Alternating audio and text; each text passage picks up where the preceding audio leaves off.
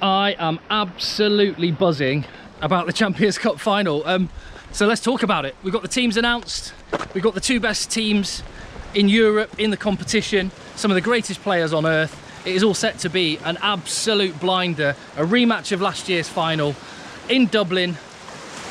Leinster going for the 5th star. Ronan O'Gara looking to pip his Irish countrymen once again with his team. This should be absolutely epic. Let's get into it. I'm Tim, this is Egg Chasers. Yes, I'm on holiday, I'm in Greece. That's the Ionian Sea. Little town called Stupa. It's just up there. Been coming here since I was about 10 years old. My mum lives out here most of the year, and yeah, it's all right, isn't it? It's lovely. Just come down to this little coastal path and these rock pools to talk about an epic match. I can't wait for this one. So we've got the teams announced. I'll tell you what, let me stop and perch myself somewhere. While I'm doing that, hit like and share. Hit subscribe if you appreciate the fact that you get your rugby content here, even when I'm on holiday. Then yeah, go hit subscribe. But let's have a look at those teams then. For Leinster, it's as strong as they could possibly get, with the exception of Johnny Sexton, of course. Absolutely immense team. No surprises.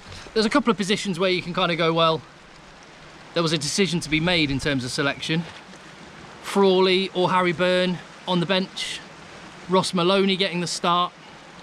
I think the team pretty much picks itself. Great to see James Lowe back. His left foot is massively important from a tactical and territorial perspective for Leinster, as well as just being a phenomenal rugby player. So that's really awesome. And yeah, look at that. I've just got it written down here. That back line is ridiculous. If I've got time, you'll see a little graphic pop up here. So if I've had time, then you are. If you're still looking at me, didn't have time. I just wanted to get this video up and enjoy the last day of my holiday. I'm trying to make sure the flights are on time tomorrow so I can actually watch this game. Yeah, immense back line. And the pack as well. Internationals absolutely everywhere.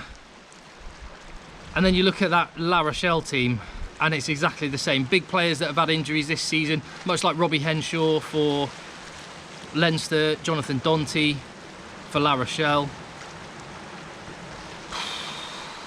The matchups: Brice Dulin and Hugo Keenan at fullback, Serteni and Ringrose, and Donty and Henshaw. James Lowe, Roman Rule, Jameson Gibson Park and Kerbarlow. Oh man, the front rows: James Ryan and Will Skelton, Caelan Doris, Josh van der Fleer and Jack Conan against Boudin, Bottia and Aldry. It's just everywhere. It's really hard to almost pick where you think this game's going to be won and lost. I think if La Rochelle win, why will they win? I think they'll win tactically, and that's where I think it's actually, if La Rochelle win, it will be the absence of one legendary Irish 10 in Johnny Sexton and the presence of another legendary Irish 10 in Ronan O'Gara. That guy is a tactical magician. His mindset is huge. I could listen to Ronan O'Gara talk about rugby all day long. The guy is got an incredible rugby brain, and tactically his teams, yes, they have great rugby players, but they're better than the sum of their parts, which is saying something when you look at the parts that make up that La Rochelle team. And yes, they're going to be, it's easy to say they're just big and physical. They're much more than that. They are streetwise and smart and belligerent and all of the things that made Ronan O'Gara a great rugby player. I think this is the case for bosses in any business, in any walk of life. If eventually the team, whether that's a team in an office or a team on a rugby pitch, a team always ends up in the end resembling their boss. And La Rochelle have the characteristics mentally and tactically of their head coach. The same goes for Leinster, really. And the difference being, if La Rochelle lose, I don't think it has any negative impact on Ronan O'Gara's reputation. If Leinster lose, this is a disaster. And this will, I probably have to put it in these terms. If Leinster lose, it will, I think, significantly hit the reputation of Leo Cullen, of Stuart Lancaster, because what would it be? One win in the last 11 for a team like Leinster is not good enough. They have to win for their reputation and their standing to remain. Stuart Lancaster, he's had a brilliant time. People speak really highly of him. I'm a massive fan of his. You'll know this if you've watched or listened to me for any length of time. I'm a huge Stuart Lancaster fan, and I was even when he was England coach. But if Leinster don't win, his time at Leinster has been a failure.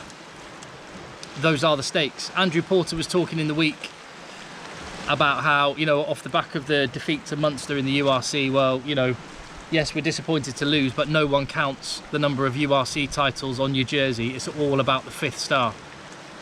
And for the talent that Leinster have, for the dominance that they've shown, for the resources and for the coaching and for the organisation, everything has been in place to mean that one title in 11 years is a failure. So the pressure's going to be on, the stakes are high. I fully expect Leinster to relish that kind of pressure. That's the mindset of those players. That's what makes them so great. But those are the stakes for this team. Really pleased for Jack Conan that he's overcome that injury. He's gone back to the form that made him a starting Test British and Irish Lion a couple of years ago, and he's kept Ryan Baird out of the starting 15, which, and so has Ross Maloney. I think that says a lot about the quality of those two individuals. If I were picking a joint 15, you know, matching shirt for shirt and trying to make the best possible team out of the players available, I would go forwards first. I would go for an all Leinster front row. Winnie Antonio is obviously brilliant, and Tadhg Furlong maybe hasn't been quite as good as he has been in previous seasons, but he's still the #1 tight head in the world for my money, just ahead of Antonio. I really like Buggerit, the hooker. Wardy, French international prop, but I'd go for an all Irish front row. Will Skelton and James Ryan would be my choice of locks, and I think James Ryan has been absolutely immense. And if there's one player, 2 players actually, one in the forwards, one in the backs, that have got better this year. Gary Rimrose has got even better. James Ryan, I think, has been a revelation how good he is. Because you always looked at James Ryan and thought, yeah, he's a good player, but he's not. But is he a bit lightweight? No, he is an elite second row right now. He'd be a shoe-in for the British and Irish Lions if there was a team pick this weekend. And so, yeah, he and Will Skelton. And in the back row, I would go Caelan Doris, Josh van der Fleer on the flanks, and Gregory Aldrit over Jack Conan, just. Although I fully expect, with the talent of Jack Conan, that he may well have me eating my words on that one. Because the guy puts in some massive performances. Oh, it's the Greek Air Force flying overhead. They do naval testing down this Gulf of Messini. Oh, there they are up there, yeah. Very nice. Where was I? Yeah, in the back line, I would go for Jamison Gibson Park, and it's hard to pick between Antoine Hastoy and Ross Byrne, because Ross Byrne's been great. I think the one thing that Ross Byrne lacks in his game, and he has been excellent, don't get me wrong, I'm not knocking it at all, is I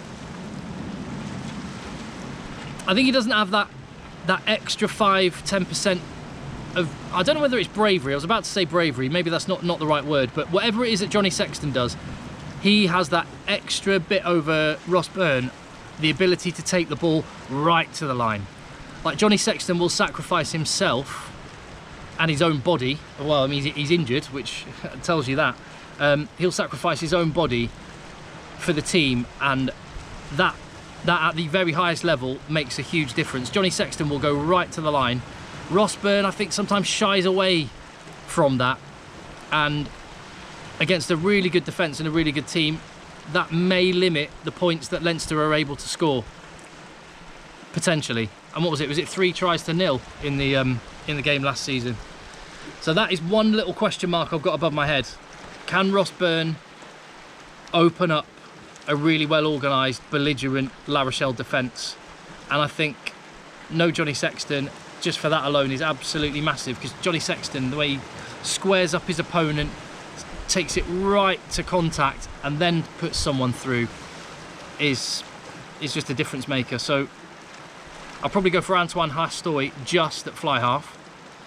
My wingers would be James Lowe and Raymond Rule, so good. My centres would be probably Jonathan Donty and Gary Ringrose, although Robbie Henshaw, I mean, he's one of the best in the world in his position as well, so I mean, either or. But the fact that I'd easily pick Gary Ringrose at outside centre, I think speaks that he may be the most important player on the pitch tomorrow, or today, depending on when you're watching this. And Hugo Keenan at fullback. So with that, it's 6 Leinster players in the pack, and 1, 2, 3, 4 Leinster players in the backs.